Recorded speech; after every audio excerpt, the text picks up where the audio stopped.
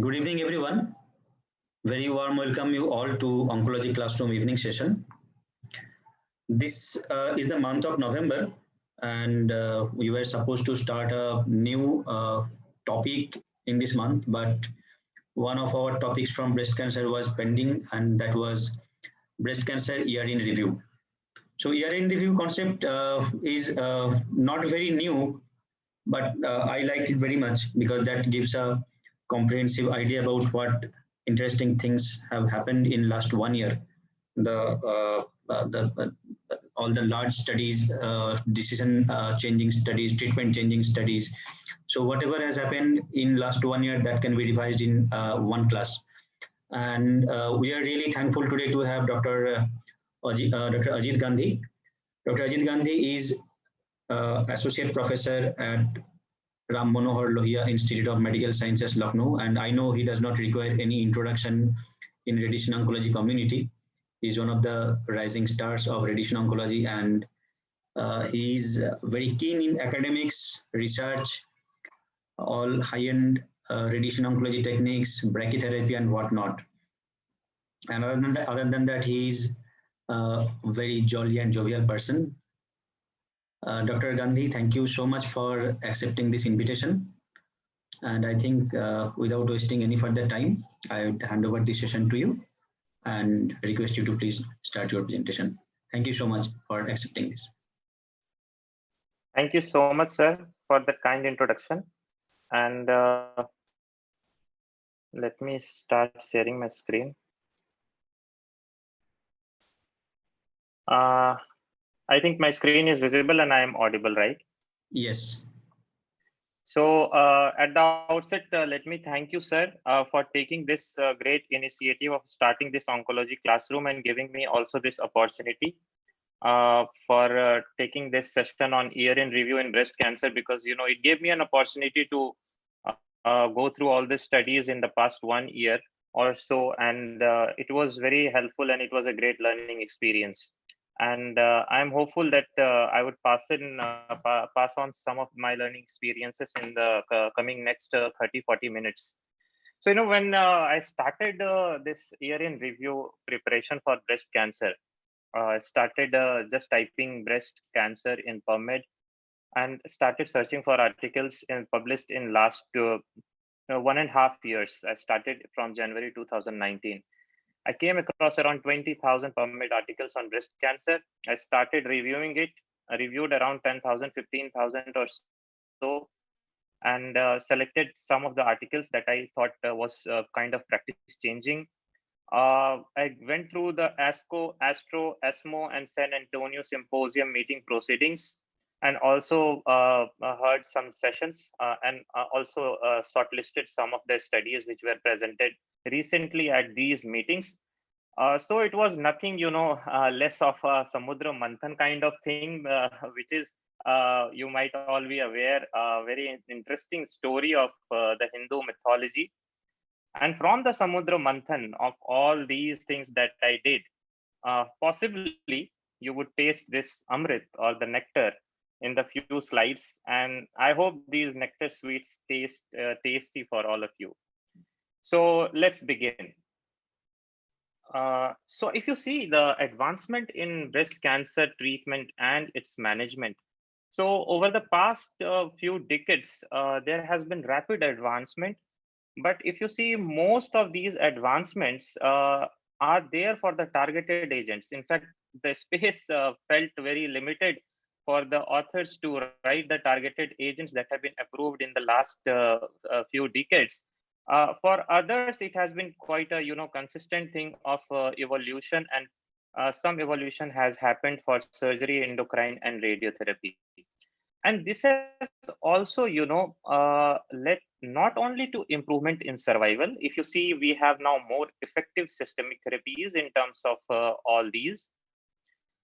But the other domain also important is to improve the quality of life, because in the initial years, in a gist to improve survival, we went on adding therapies one after the another. But then we realized that in some patients we are doing too much of a therapy, and we were compromising on the quality of life. So the current now paradigm shift is utilizing genomics, genetics, and also focusing on supportive care, physical, psychological, bone-directed therapies, and others to improve quality of life.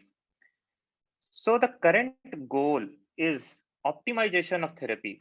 You basically stratify the patient into two, high risk or low risk, personalize therapy to them. For the higher risk, escalate the therapy to further optimize better outcomes, but also at the same time identify some low risk groups and de-escalate therapy as well. This is also very important that we start de-escalating. And in terms of patient tolerability, the quality of life, the recurrence reduction, as well as on the survival. So I have divided the portion into 6 or 7 parts, and we would see 3-4 important studies in each section and then go on to see the take-home message. So one of the important thing that was published in 2020 was this cancer statistics paper from the National Cancer Registry program in India. And you see that around 5,377 male breast cancers and around approximately 2 lakh female breast cancers were projected to be diagnosed in 2020, and the cumulative lifetime risk is 1/29 for female breast cancer.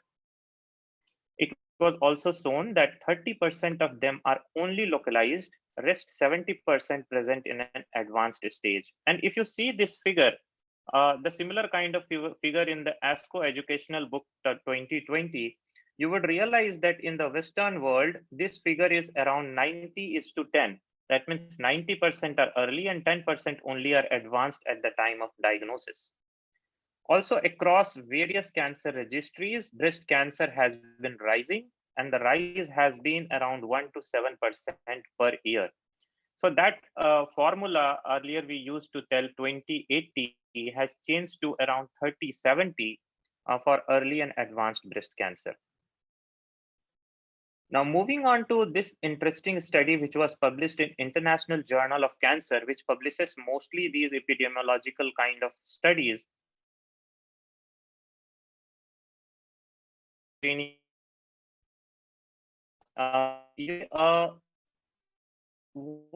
What authors did, they tried to identify additional markers, mammography, which could, aggressive breast cancer subtypes.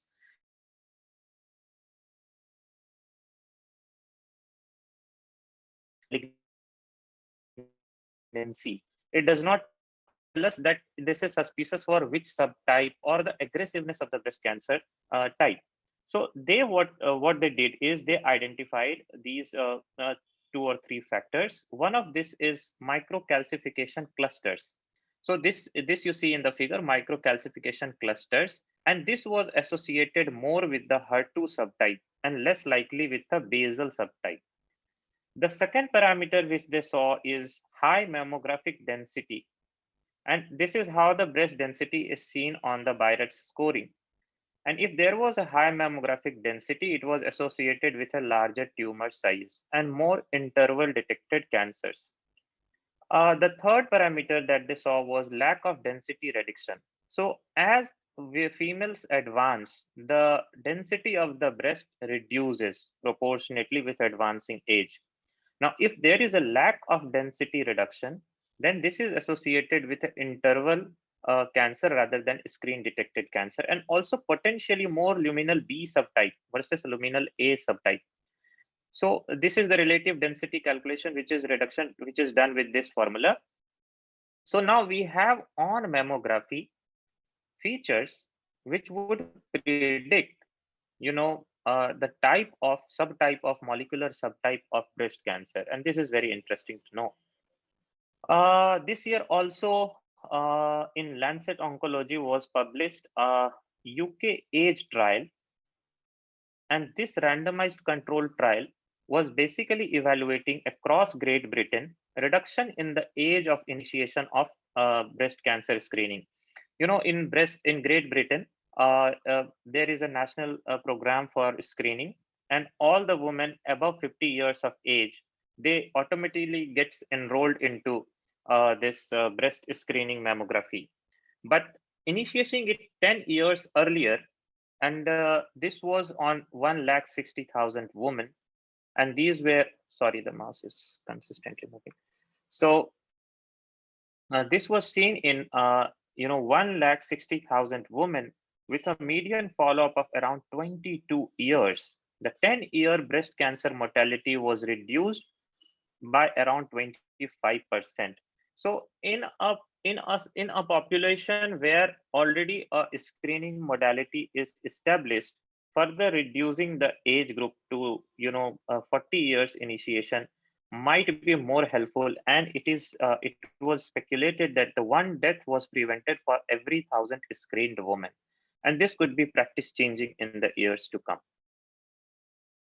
Another interesting study published in International Journal of Cancer, that we all know that physical activity is associated with risk of cancer reduction, and several of the cancer reductions.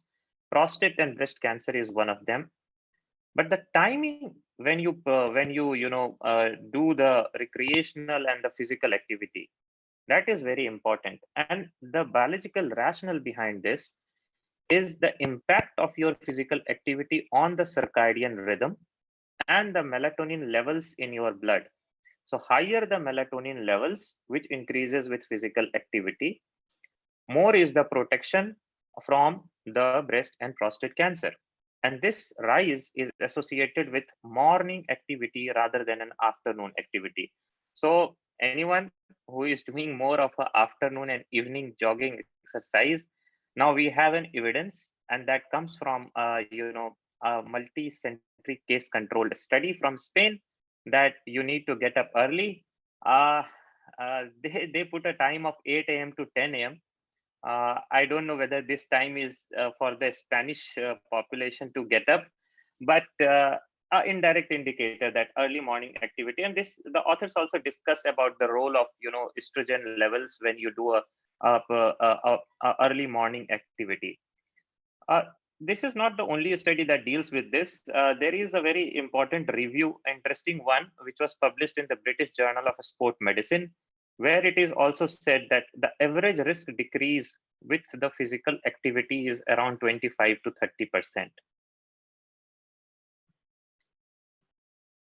30%. Yet another interesting study published in Cancer Journal 2019, and this was again a randomized controlled trial of 121 breast cancer survivors. And these were, breast cancer survivors who were receiving aromatase inhibitors. And as you know, aromatase inhibitors has one of the side effects as mild arthralgia. And these patients with mild arthralgia were included, and one arm were, kept as an intervention, and they were taught exercises based on, strength exercises, aerobic exercises, resistance exercises, extra, and the other was not done anything. And just at 1 year, the exercise group had greater improvement in the overall quality of life, breast cancer specific, endocrine specific, and fatigue specific scores.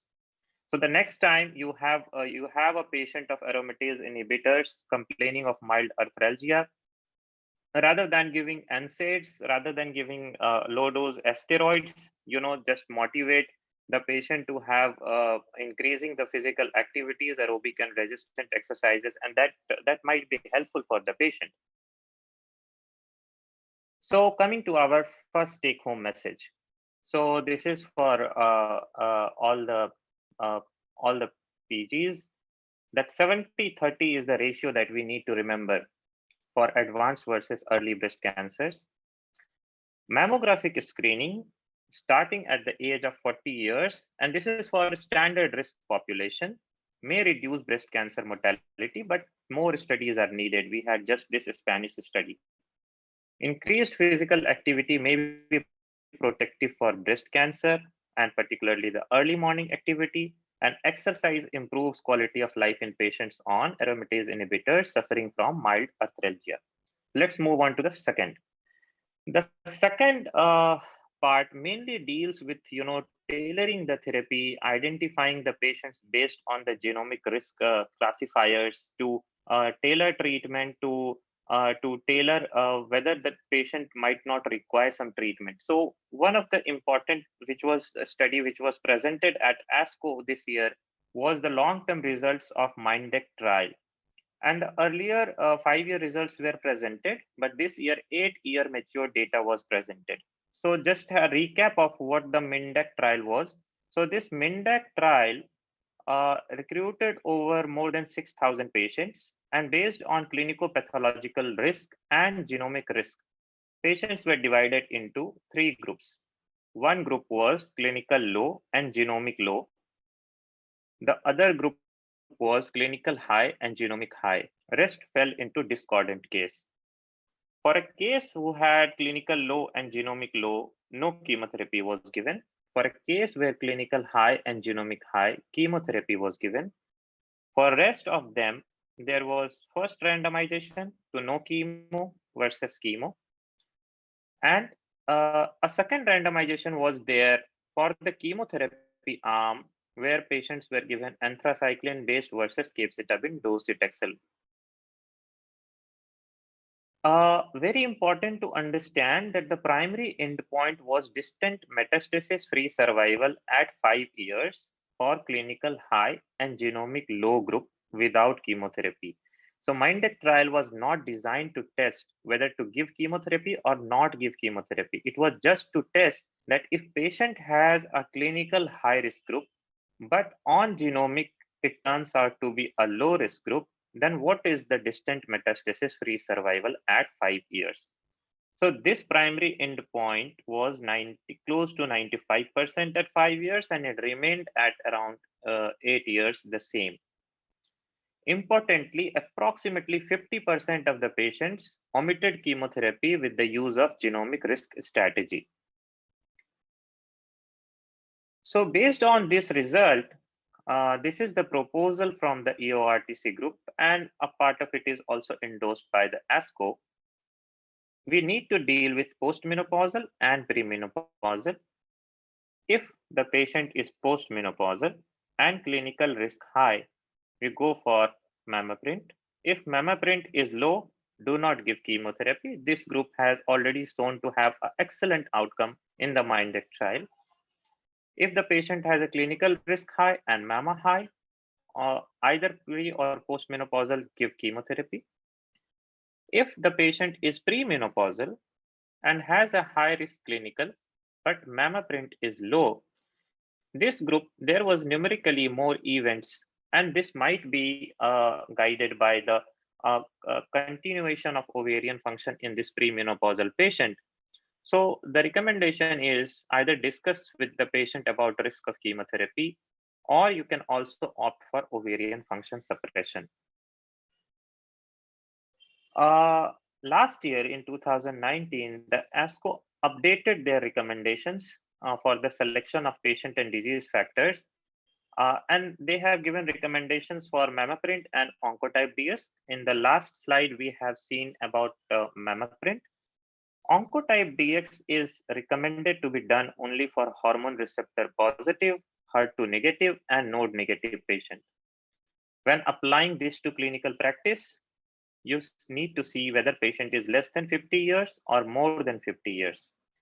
If the patient is less than 50 years, then you have the option to omit chemo only for a recurrence score of less than 16 and give chemo for 16 to 25.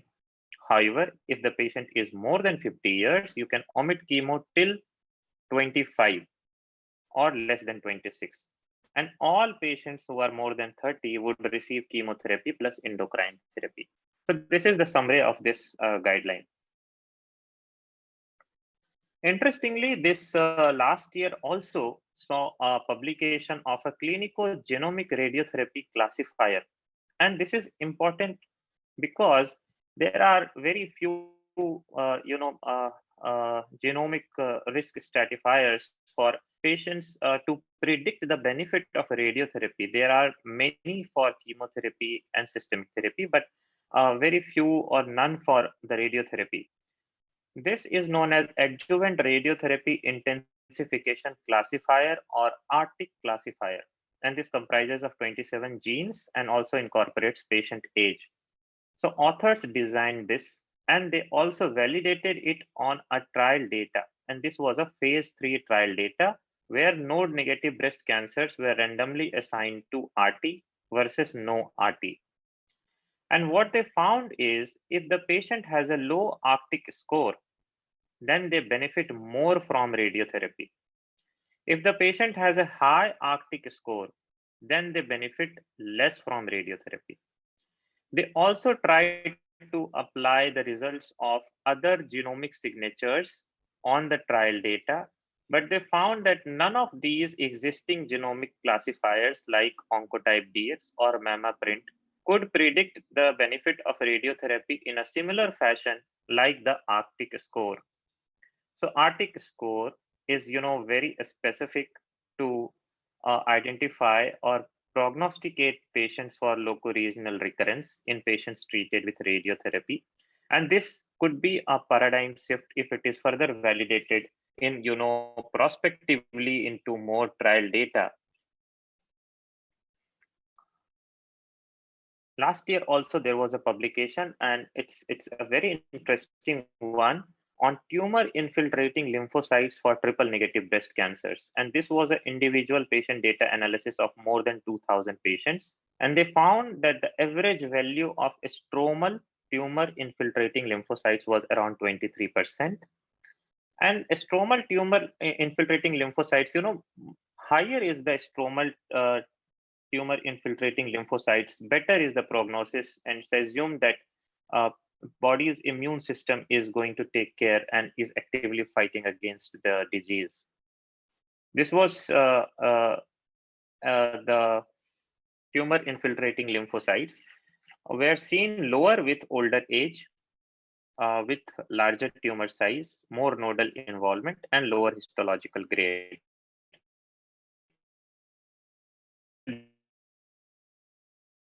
The invasive disease-free survival, the distant disease-free survival, and OS all were significantly higher in patients who had a stromal TIL of less than 30%, more than 30%, and lesser for less than 30%. So higher TIL is better, and it leads to more better survival. And this is also this can be also used to predict the survival based on the node positivity as well. So this TIL is has come up as a very strong prognostic marker for triple negative breast cancers. So coming to our take home message 2 regarding tailoring of therapy, Oncotype DX and MammaPrint are approved genomic strategies to guide treatment decisions in hormone receptor positive, HER2 negative, early breast cancer, mostly node negative. Oncotype DX cannot be used for node positive. MammaPrint can be used for 1 to 3 lymph node positive, but you need to go through the ASCO guideline to again understand in better how to apply the results of MammaPrint for node positive patients. ARTIC has shown to be a strong radiogenomic classifier. And as we have seen, the low Arctic benefit more from radiotherapy, the high Arctic benefit less from radiotherapy. And although this is not a practice changing now, but this may be most useful in certain subsites, particularly elderly breast cancers, where already there is an ongoing effort to identify patients where radiation therapy could be omitted. Last take-home message is stromal infiltrating lymphocytes. More than 30% is a strong prognostic indicator, and future studies, you would see this as a stratification factor.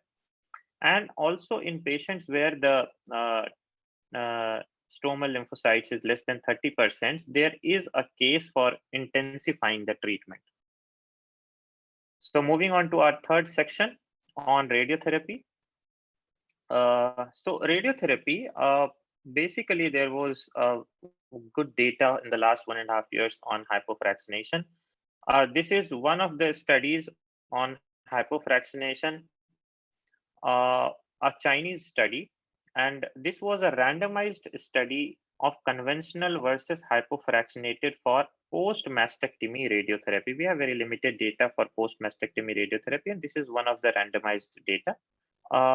Here, 820 Chinese patients with 4 or more axillary lymph nodes and T3, T4. So, you see these are very high risk group of patients with multiple lymph node positive T3, T4, and they were randomized to either 50 in 25 or 43.5 in 15.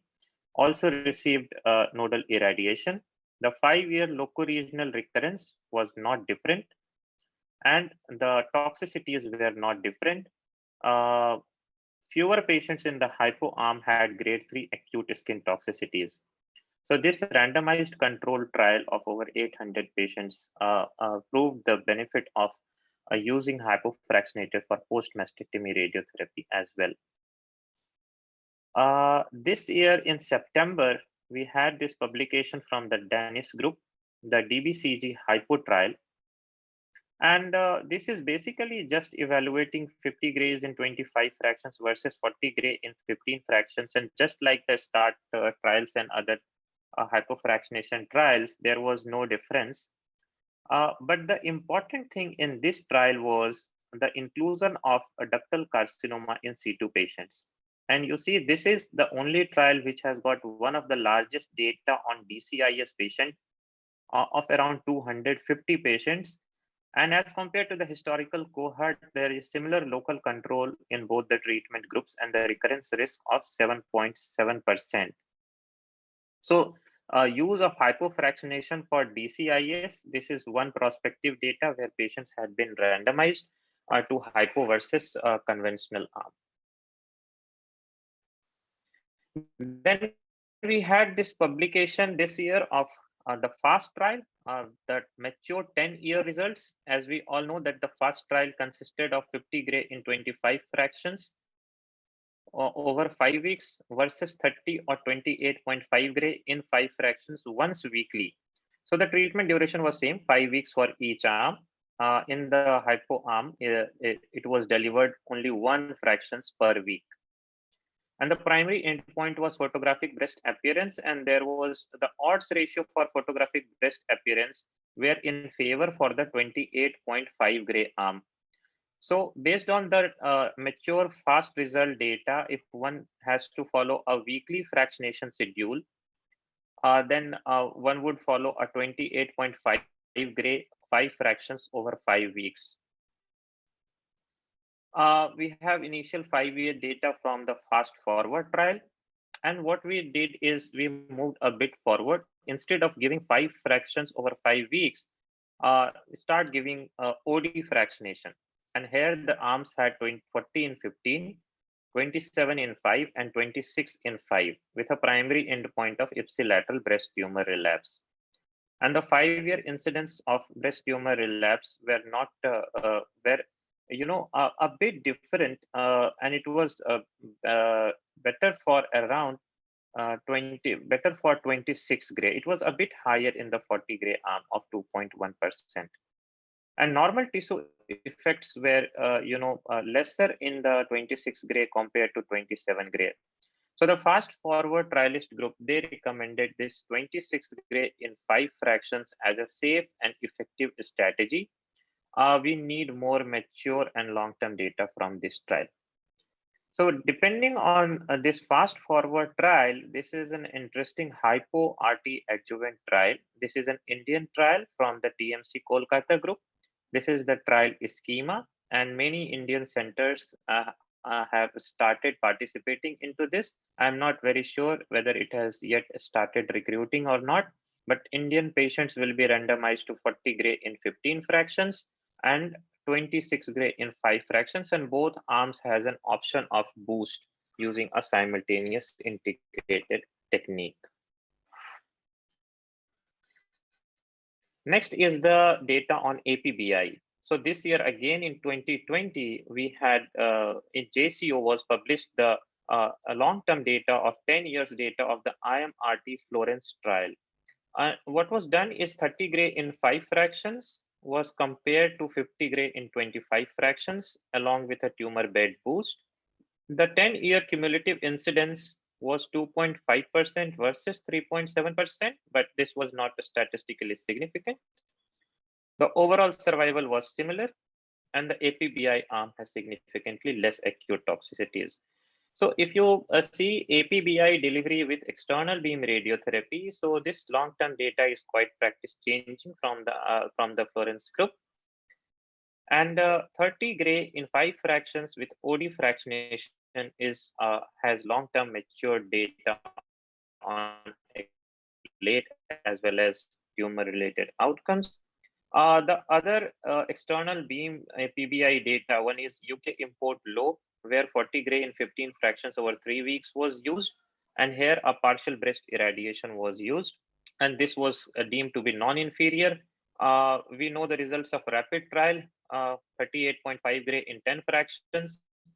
Here the fractions were given twice a day, and last year the results were also updated, and we know that there were more late toxicities in this arm. NSABP B39 also published its results in December 2019, and it had 3 arms: the brachytherapy arm, the external arm, and again, if we focus on the external arm, the 38.5 gray and 10 fractions, and the conclusion of NSABP B39 was there was the risk, the recurrence were just different by around 1%, but still they recommended whole breast irradiation. So if we want to now in the current day practice APBI with advanced external beam technique, then this is the data which is most promising, the Florence trial data, and 30 gray in 5 fractions OD fractionation, I think is the something which we would follow. The MSKCC group presented their 10-year results at the ASTRO 2020 meeting just a couple of days ago.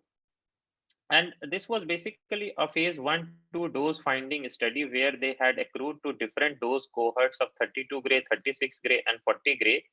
And the data suggested that 32 gray in 8 fractions is an optimal dose for appropriate patients when APBI is administered using twice daily fractionation. So if we need to practice a twice daily fractionation, if you wish to practice with external beam, then give 32 gray in 8 fractions rather than giving 38.5 in 10 fractions. This year, ASTRO, a few days ago, again, there was this study from Belgium where the authors did a secondary analysis from the phase 3 HERA trial, which was basically testing adjuvant trastuzumab. And this trial had 441 patients who had received radiation therapy boost versus 641 patients who did not receive boost. And they found that around 10 years, the local control was not different. For HER2 new positive breast cancers, the authors said that there is a plea that we might omit additional boost in patients because there is no local control benefit. It is an interesting publication. We would await the full paper of peer-reviewed form of this to further understand this, but this is interesting to look forward to. And then at the last year ASTRO, there were some publications on the pre-operative radiotherapy in low-risk breast cancer patients. This is something futuristic but promising. There is a phase 2 neo-RT study which is going on, which utilizes single fraction of 15 gray or 21 gray. There is already some published experience from University of Maryland and Netherlands pre-operative APBI trial, the PAPBI trial. It is safe, effective to deliver, and it needs further study. And this is a phase 3 pre-operative APBI trial from the Netherlands Cancer Institute, which is currently recruiting, and it would be interesting to see the results of this study. And interestingly, the pre-operative group has 5.7 gray times 5, and the post-operative also has the same schedule, and this would be interesting to see in the future. Last year, the ESTRO published a guideline on target volume delineation in the setting of post-mastectomy radiotherapy after implant-based reconstruction. This is an important one if someone comes across a case with an implant after mastectomy and needs to irradiate these patients, they have different scenarios, like when the implant is placed pre-pectoral, when it is placed retropectoral, and different scenarios and guidelines to contour the same. Again, in Red Journal, there was a publication of a practical review from Transatlantic Radiation Oncology Network, known as TRON network.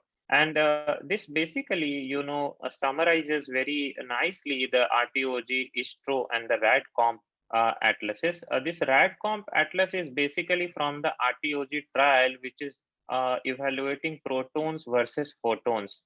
And based on this, they have suggested that patients with low regional risk contour with ESTRO guidelines, and for the other higher risks, you might contour with RTOG or the RADCOMP. This is again interesting one to go through.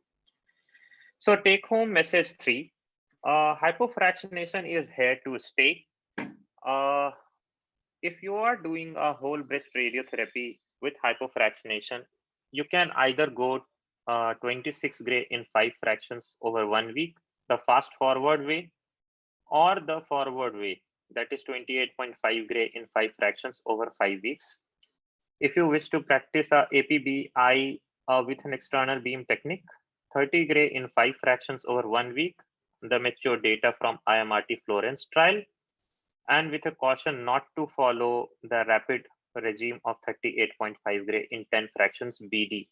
And we also saw some data from ESTRO that 32 gray in 8 fractions twice daily could be practiced. And you may practice it for post-mastectomy radiotherapy and also for DCIS. Omitting boost in HER2 positive breast cancer and pre-operative APBI should not be done outside the clinical trial setting.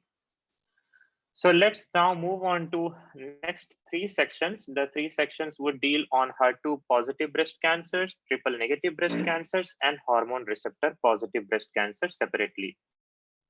Coming first for the HER2 positive breast cancer. So this year, there was a publication regarding this trastuzumab emtansine, and based on this Catherine data on HER2 positive. So what was done is HER2 positive early breast cancers who had residual invasive disease after neoadjuvant therapy, they were randomly assigned to either receive TDM1 or receive the standard trastuzumab that we give.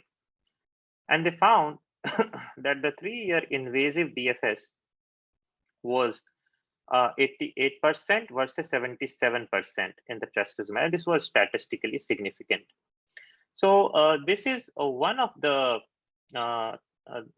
studies which is kind of practice changing, and this would change incorporation into the guidelines as well. Further escalating therapy for HER2 positive breast cancers. And there are 2 other studies which does the same, which is XTNet trial, which adds extended adjuvant therapy with neratinib, and Affinity trial where patients receive pertuzumab in addition to trastuzumab in the adjuvant setting, and both are positive trials. So now we have this problem of plenty to give, what to give or escalate, and in the future we would have studies to guide us to select patients of HER2 positive breast cancers after the standard therapy to either be put on neratinib 1 year, trastuzumab plus pertuzumab, or to give TDM1. This is the Marine trial, and this was published in Cancer Journal 2019, and this basically randomizes patients to paclitaxel trastuzumab, TDM1 versus TDM1 plus pertuzumab.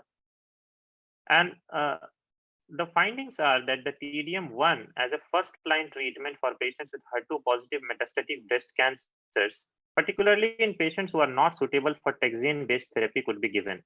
So TDM1 presently is only approved in metastatic HER2 positive breast cancers after failure of other therapies, not in the first line. But this trial might change that notion, particularly in patients who are not suitable for taxane-based therapy, where TDM1 can be given, just as a first-line treatment.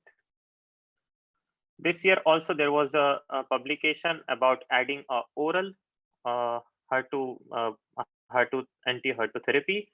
This was the HER2 CLIMB study, and here heavily pre-treated patients were randomized to receive trastuzumab, capecitabine, and tucatinib versus placebo. And the 1-year PFS was 33% versus 12.3%.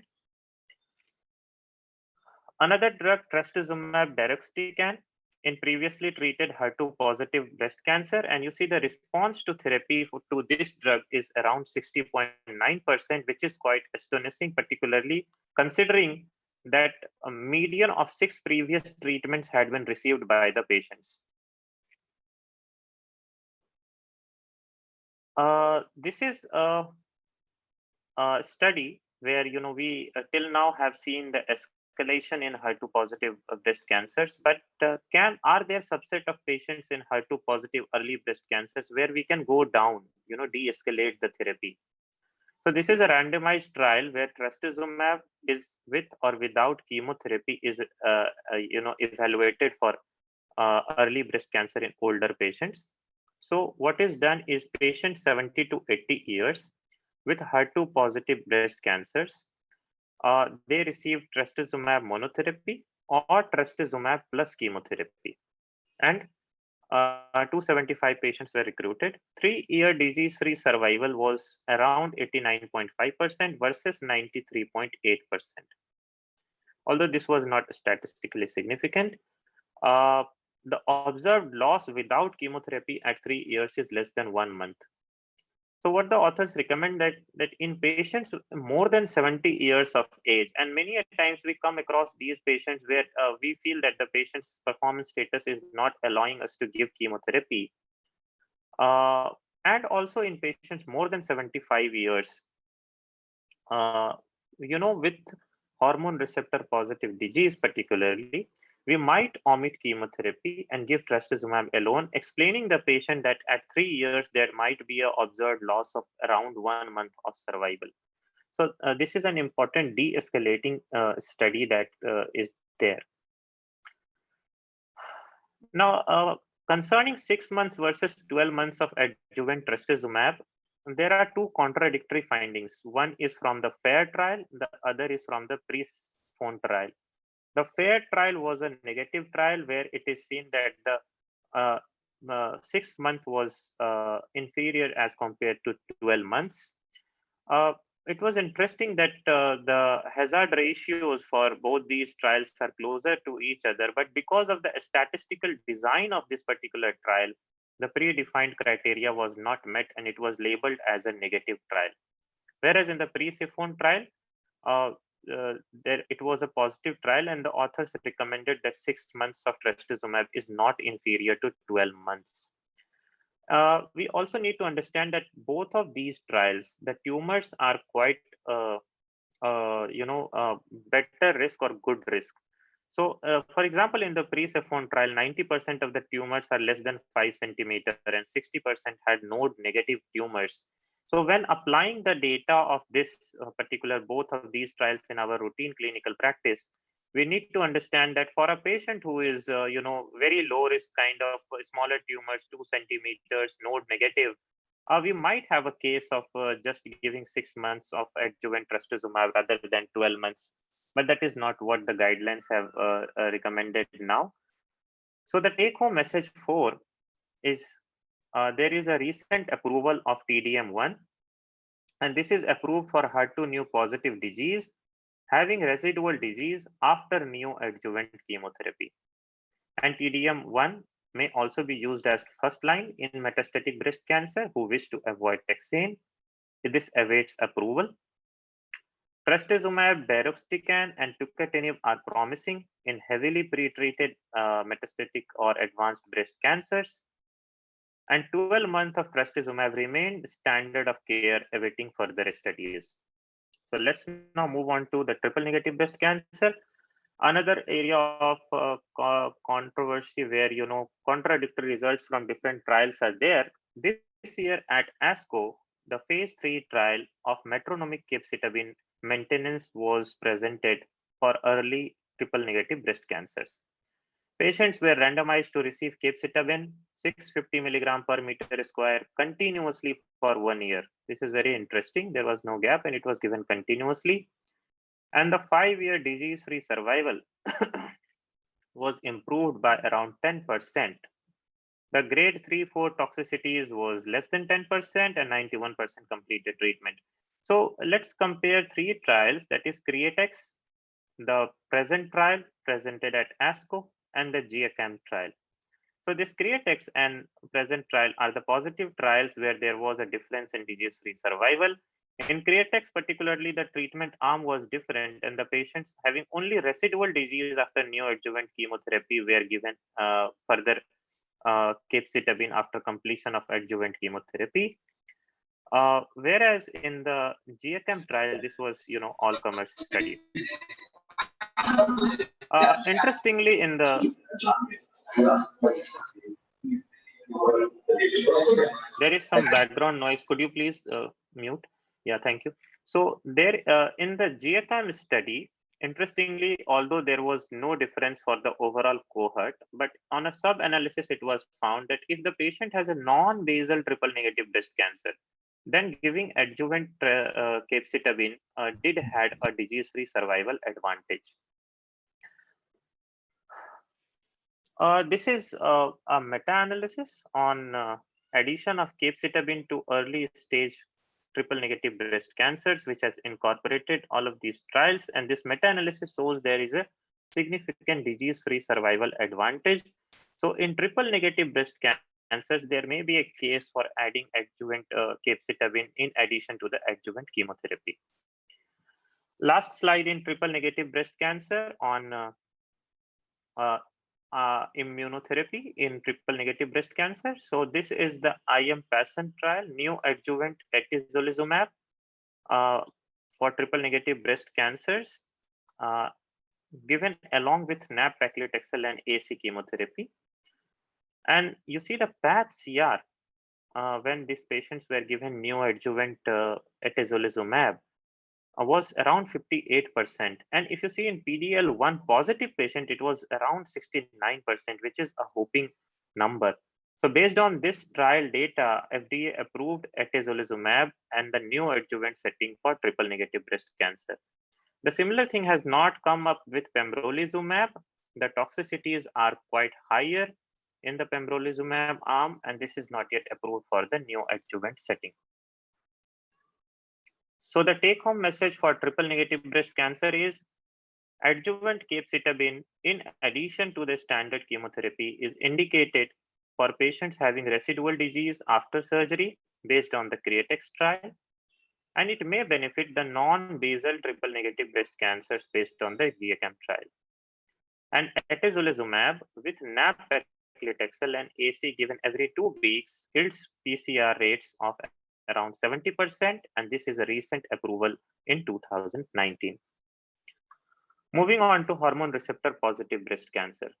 This is again a recent approval last year, alpelisib, which is a PIK3 mutated, PIK3 inhibitor, and this is one of the examples of how we are moving towards in breast cancer. We would see more and more of these therapies which are now directed against a specific mutation and for a specific subgroup of patients, apart from the traditional ER/PR and HER2/neu status of the patient. So this trial evaluated this PI3K alpha specific inhibitor alpelisib plus fulvestrant versus fulvestrant alone in hormone receptor positive HER2 negative advanced breast cancer. The PFS was almost doubled in the alpelisib fulvestrant arm. There are some specific side effects associated with alpelisib, which is hyperglycemia, diarrhea. The discontinuation rate was around 1/4 because of the toxicity. So this needs to be managed and cared for beforehand. The future is, incorporation of these PIK3 inhibitors along with CDK4/6 inhibitors causing a dual blockade. There was also publication in the last 2 years about ribociclib. This is already approved in 2018, but earlier it was approved based on the disease-free survival data. But now we have overall survival data for both ribociclib plus fulvestrant and ribociclib plus endocrine therapy, and the overall survival is remarkably better as compared to the other control arm, and this continues to remain in approval. This is something very interesting that till now we have seen the CDK4/6 inhibitors only for the metastatic setting or the neoadjuvant settings are being evaluated, but this is a phase 3 study which evaluated abemaciclib for adjuvant endocrine therapy for hormone receptor positive on the Monarch study, and this was published in JCO 2020. It was found that abemaciclib plus endocrine therapy demonstrated superior DFS versus invasive DFS versus endocrine therapy alone. So if approved, abemaciclib added to the standard adjuvant endocrine therapy could become a new standard of care, but it is not yet approved now. Another randomized phase 3 trial data, which was published in JCO, we already have data from the soft and text trial, which was published in NEJM last year. The 8-year update of soft and text trial data was published in NEJM. This year in JCO, we had another trial data on ovarian suppression. Essentially similar outcomes, improvement in disease-free survival. But the interesting thing is, in this trial, the study evaluated efficacy of just adding 2 years of ovarian function suppression rather than 5 years, which was used in soft text trial data. So this is important from that perspective, that earlier we did not know how much is the duration of ovarian function suppression, that minimum duration that could be given. Now from this randomized trial data, we understand that if there are concerns, then we can give a minimum of 2 years of ovarian function suppression rather than giving 5 years of it. There are ongoing studies looking at de-escalation of therapies for hormone receptor positive breast cancers. We all understand that hormone receptor positive breast cancers are good cohort of patients. Last year at ESTRO, several of these prospective cohort studies were highlighted, and these are under accrual. The Lumina trial, the Precision, UK Primetime, and basically all of these studies are looking at omission of radiotherapy. And the future is, incorporation of this genomic risk stratification to understand and plus use radiotherapy. And particularly, as we discussed earlier, the Arctic radiogenomic classifier may also come up in one of the randomized controlled trials to de-escalate hormone receptor positive radiotherapy treatments. Again, the de-escalation strategies for hormone therapy, hormone receptor positive patients, alternate and another feline study, which were presented at ASCO 2020, where neoadjuvant endocrine therapy approaches are being evaluated. Earlier, neoadjuvant endocrine therapies were found to have a very lower response rates and were not recommended. But now with this CDK4/6 inhibitors coming in, this is again come back, and neoadjuvant endocrine therapy approaches are being evaluated with an intent to omit chemotherapy in the neoadjuvant setting. So the take-home message 6 is alpelisib, which is a PI3K alpha inhibitor, has been approved for advanced hormone receptor positive breast cancers with a specific PI3K mutations. Ribociclib with fulvestrant or endocrine therapy continues to show promise. It has already been approved. And the duration of ovarian function suppression needs optimization, and we need to have trial to understand whether 2 years versus 4 years is superior or inferior to each other. Coming to the last part of miscellaneous studies, this is a study which came in Lancet Oncology 2020, and this is important from the perspective that, as we discussed, that we would be seeing more and more of breast cancer studies directed to a specific subgroup of patients. So this was again directed to patients who had germline BRCA1 and BRCA2 mutation, specifically HER2 negative disease. And here patients were randomized to either veliparib, which is a PARP inhibitor, plus paclitaxel carboplatin versus paclitaxel carboplatin. And median progression-free survival was statistically better in the veliparib group. we need more data on before this is not yet approved for this indication. Another interesting one was presented at San Antonio Breast Cancer Symposium last year. This is an oral paclitaxel drug with Incadar, and this is the first oral administered paclitaxel, and this is, has been shown to be superior to IV paclitaxel. However, this is far more easily said than done, because the dosing schedule is patient takes the first fast for 4 hours, then take 1 capsule of Incadar, then waits for another 4 hours, and then based on body size takes an average of 10 paclitaxel pills. So patient needs to take 11 pills and remains to be fasting for 9 hours a day, which is not an very lucrative approach for the patients. This was a phase 3 randomized study, primary endpoint of radiological confirmed tumor response, and in the paclitaxel Incadar group, it was 35.8% versus IV paclitaxel, which is 23.4%. There were lower incidence of alopecia and grade 3 neuropathy, higher rates of neutropenia and gastrointestinal adverse events. We need to look out and watch out for it. This is again interesting, but yet not practice changing. The 2 studies that we will discuss now is basically evaluating the omission of anthracyclines for early breast cancers, and this is quite coming up, and there are studies which are evaluating this. Earlier, we used to, based on the EBCTCG meta-analysis, we had understood that anthracyclines are better than CMF. Taxanes, addition of taxanes to anthracyclines are again better than anthracyclines alone.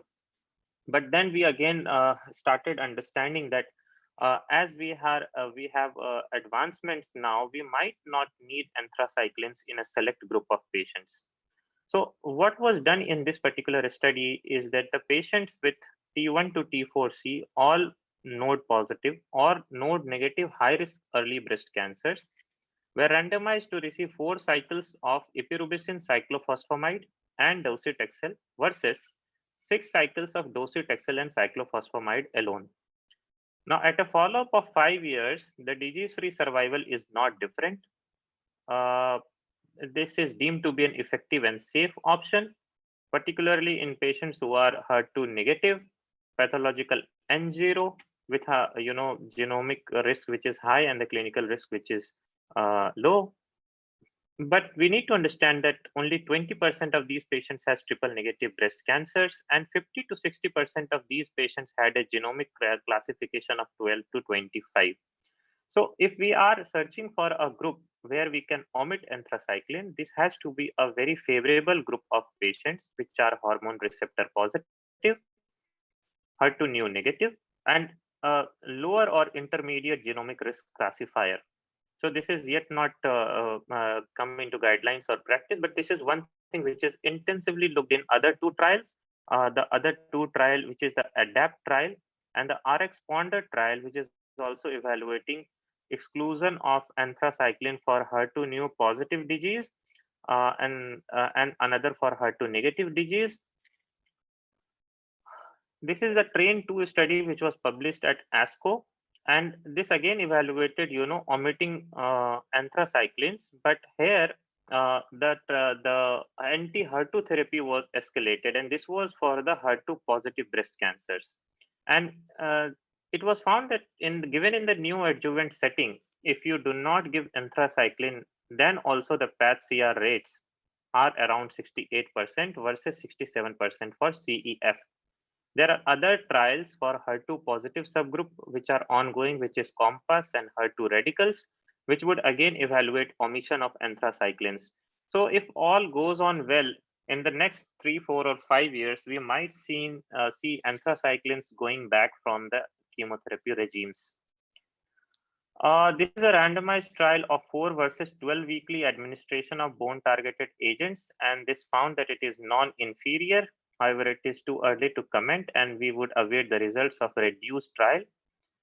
And yet controversial and opposite results for adjuvant denosumab. While one of the studies says that it improves disease-free survival when given in the adjuvant setting, the other does not say so. So again, this is not a standard of care practice. a DKR study which was published in 2019 Lancet Oncology said that denosumab did not improve disease-related outcomes for breast cancer.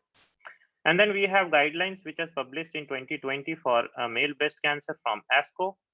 And we have ESTRO ACROP joint guideline on the management of hereditary breast cancers, particularly important to undergo for us regarding the role of or changes for radiation therapy or surgical perspectives for hereditary breast cancers. So the take-home message 7 is veliparib is promising for BRCA1/2 mutated advanced breast cancer. We should definitely keep watch out for omission of anthracycline regimes, particularly in a low genomic risk group, hormone receptor positive or HER2 positive disease. Adjuvant denosumab still remains an open question, and 4-weekly versus 12-weekly bone targeted agents need to be looked out for. We further await the more results from trial. So thank you everyone for your kind patience and attention.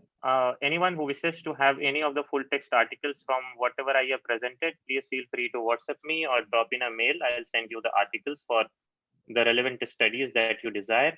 And again, thank you, Dr. Dodul sir, and the entire oncology classroom of participants and faculties for this wonderful initiative and initiative to bring us together for a shared learning. Thank you so much, Dr. Ajeet, for this wonderful presentation. And I was really amazed to see the way you have divided, categorized, and then you have selected the articles, you described them. It is really mind-blowing. I can just see. Yeah, there is one question. I think you can take that question. Yeah, please. So this adjuvant radiotherapy, Dr. Rajesh, was a sequential one for the CREATEX and the JChem trial. There is one study which has been published last year in Cancer Journal, which has evaluated this aspect of sequential versus concurrent chemoradiotherapy. And they have given, a result that the concurrent chemoradiotherapy is feasible and it might lead to better outcomes. Particularly, interestingly, the trial also had an anthracycline component to it, and chemotherapy was given on non-radiotherapy days, or there was a gap of 2-3 days after this, although the acute skin toxicities were a bit on the higher side. So in the JChem and the CREATEX trial, this was not given concurrently, and this was given sequentially. So if there are no questions, then Dr. Litan Abhishas has said excellent presentation. Thank you. Thank you, sir.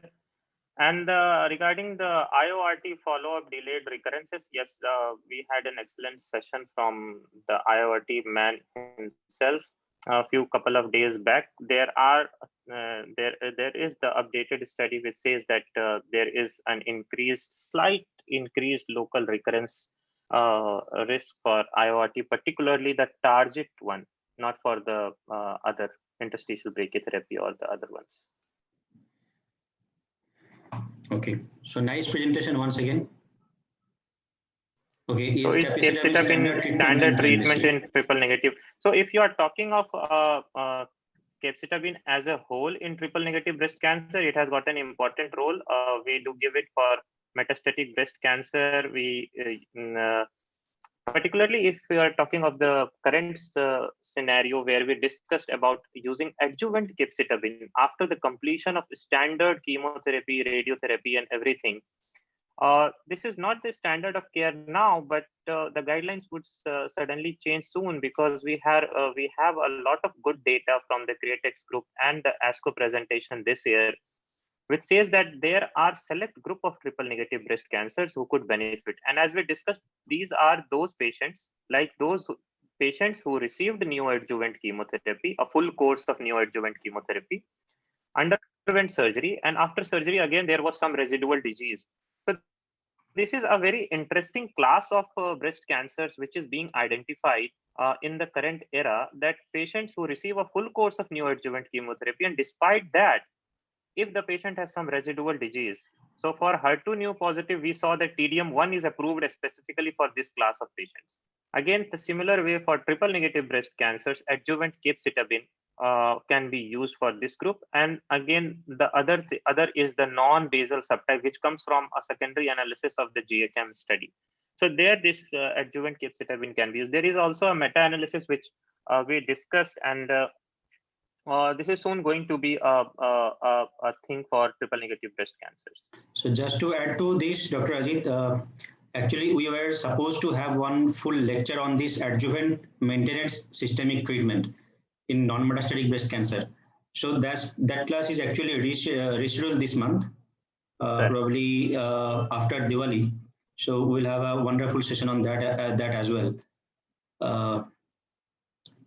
Yeah, important topic. So Abhay Chakravarti has asked oncotype DX less than 16 or less than 26. When should chemotherapy be deferred? So I suppose you missed the initial part of the presentation we discussed. Please go back to the ASCO guidelines and see this. And as we discussed, it depends on the age of the patient. So if age of the patient is less than 50 years, then we defer only if it is less than 16.